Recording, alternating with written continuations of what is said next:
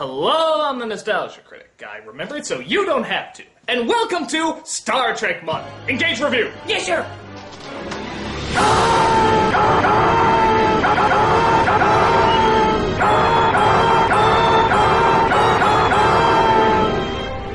What can you say about Star Trek? Well, really? Everything. It's a great vehicle for creative ideas. It's an onslaught of cliched writing.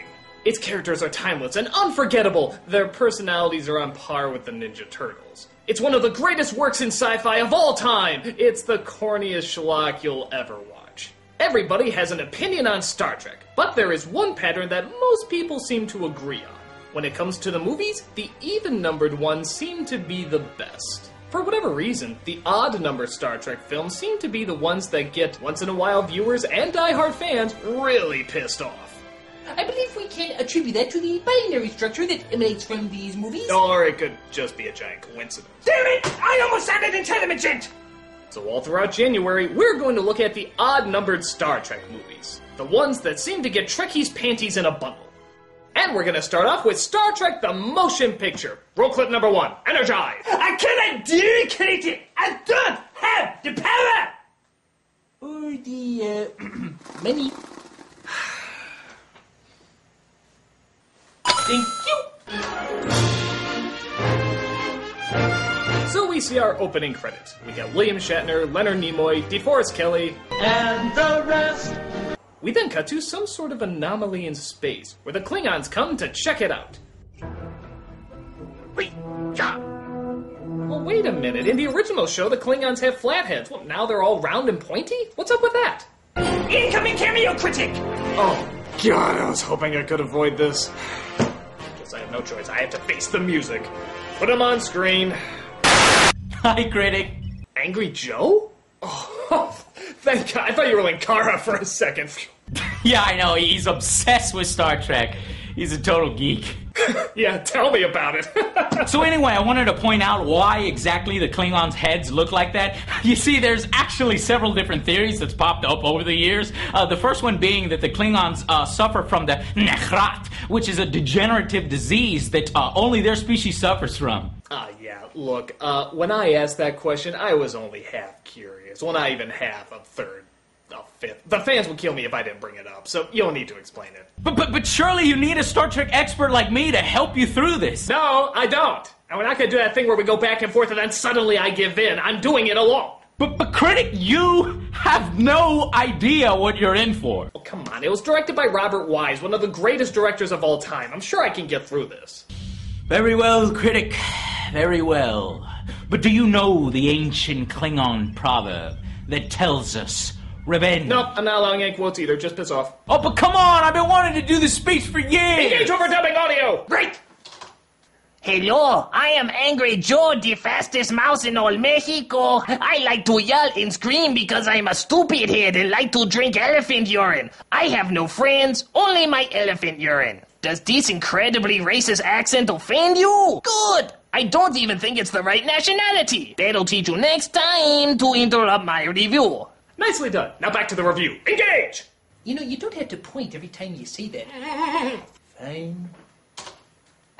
So in typical Klingon fashion, if they don't know what something is, they shoot it.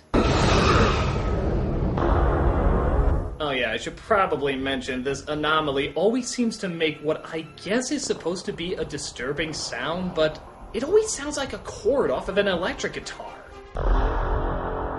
Excellent! But the anomaly doesn't like that and fries them faster than... Oh, I don't know, a cheap Vulcan replacement for Spock. Oh, hey, look! A cheap Vulcan replacement for Spock! Report to you, sir. It is my intention to be on that ship. Following that meeting. Report to me in 1 hour. I give him 2 more lines before he finally kicks the bucket. Wow, I hope you paid that actor by the word, because he must have been pissed. And where's the real Spock, you may ask? He's on the planet Vulcan, about to partake in a ceremony that'll totally wipe out his emotions. But he senses the anomaly and finds he suddenly can't go through it.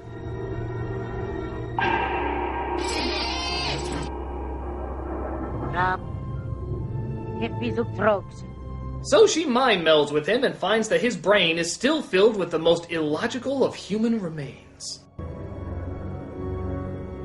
In the middle of the earth, in the land of Shire, lives a brave little hobbit whom we all admire. Bilbo, Bilbo Baggins, he's only 3 feet tall.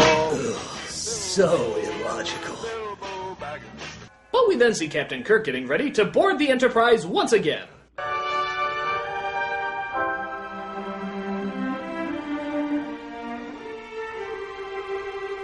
The traditional Star Trek music and imagery. Get you right here, man.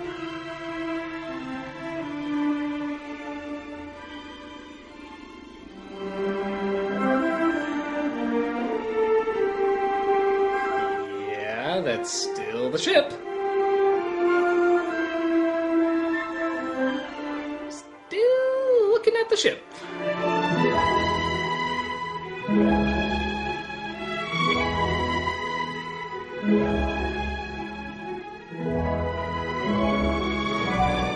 What are we supposed to be counting the windows on this thing? Get a move on!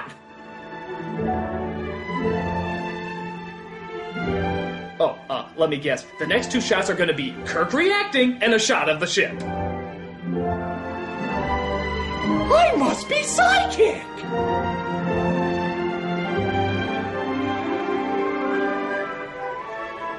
Come on, move it!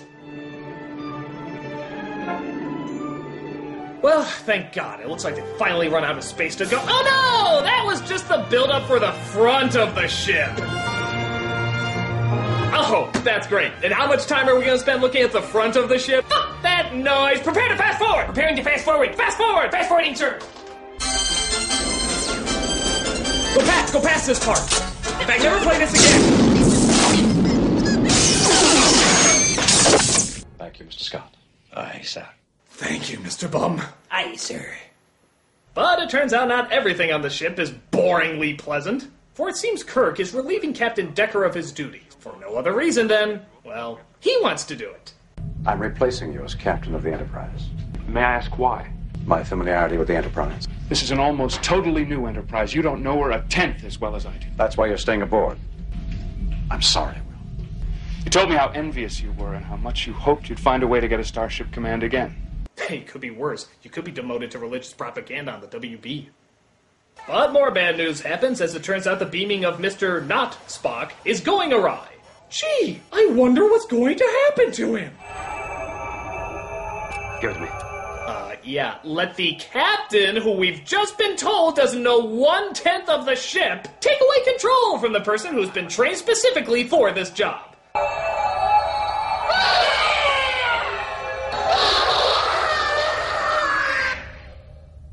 Enterprise.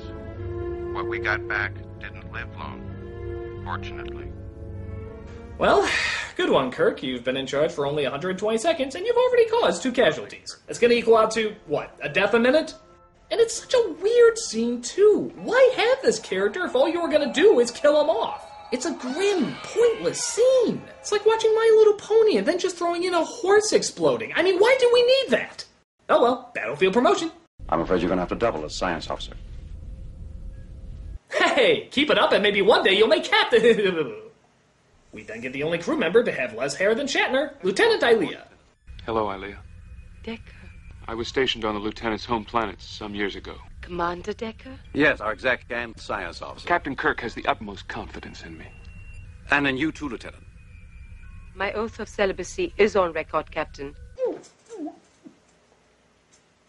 Oh, I was this close to spitting out my drink. What the hell? As if this setup wasn't awkward enough, you really had to throw that in? Get some social skills, lady! My oath of celibacy is on record, Captain. Anyway, how is your sex life? But we still got one other crew member to welcome aboard, Bones. And if you think all the other people in this movie were dressed ridiculously, wait till you get a load of this getup. Well, you can't tell by the way I use my walk, I'm a bonus man. Well, for a man who swore he'd never return to the Starfleet. Just a moment, Captain, sir. They drafted me. Bones is a thing out there. Why is any object we don't understand always called a thing? Why can't it be called a who's-its or a what's-its? So the ship is all ready to go to stop the evil anomaly before it reaches Earth. Take us out. little faster than that, please. Oh god, this is gonna take another hour, isn't it? You're not 2001: A Space Odyssey, okay? The Lord knows I'd love for the computer to wipe out most of the crew if possible.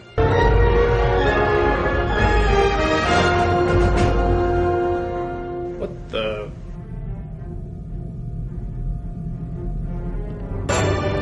Oh, I guess that was the action scene in the middle of the picture. I guess they thought they needed a little bit more excitement during this moment, so they threw in a guy nearly missing a door. Well, good to know you have your thrilling cutaway shot if you need it. Engineering, stand by for warp drive. Captain, we need further warp simulation on the flow sensors. Engineer, we need warp speed now. It's borderline on the simulator, Captain. I cannot guarantee that she'll hold up. Yeah, fuck danger. The captain wants warp drive and he wants it now. They enter through the opening of Vertigo when suddenly they realize, what a shock, something's gone wrong. Wormhole there! Unidentified small object. Has been pulled into the wormhole with our captain directly ahead. Port is a full.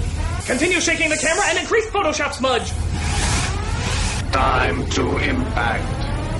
20 seconds. Stand by on phasers. No! Delay that phaser order!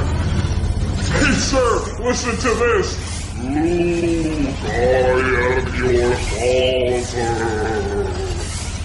Photon torpedoes! It turns out there's an asteroid that's about to hit them in warp, but Decker figures out how to save the day.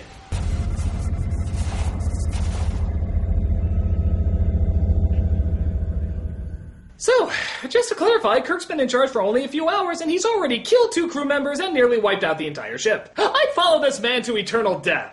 Mostly because I would have no choice. Mr. Scott, we need warp drive as soon as possible. Captain, it was the engine imbalance that created the wormhole in the first place. It'll happen again if we don't correct it. That object is less than 2 days away from Earth. We need to intercept while it still is out there. Need I remind you of the holy shit you nearly killed us moment not a few minutes ago? You twat. Why was my phaser order countermanded? Sir, the Enterprise redesign increases phaser power by channeling it through the main engines. The phasers were automatically cut off. And you acted properly, of course. Captain Decker is right. I mean Captain Decker. He's the fucking captain. I don't know why Kirk is there. I'm sorry if I embarrassed you. You saved the ship. I'm aware of that, sir. Stop competing with me, Decker. Which means stop pointing out when I'm obviously wrong. But it turns out even Decker can fall victim to certain weaknesses, like cheesy romantic past dialogues. Was it difficult? About as difficult as seeing you again. I'm sorry. That you left Delta for? Or that you didn't even say goodbye? If I had seen you again, would you have been able to say it?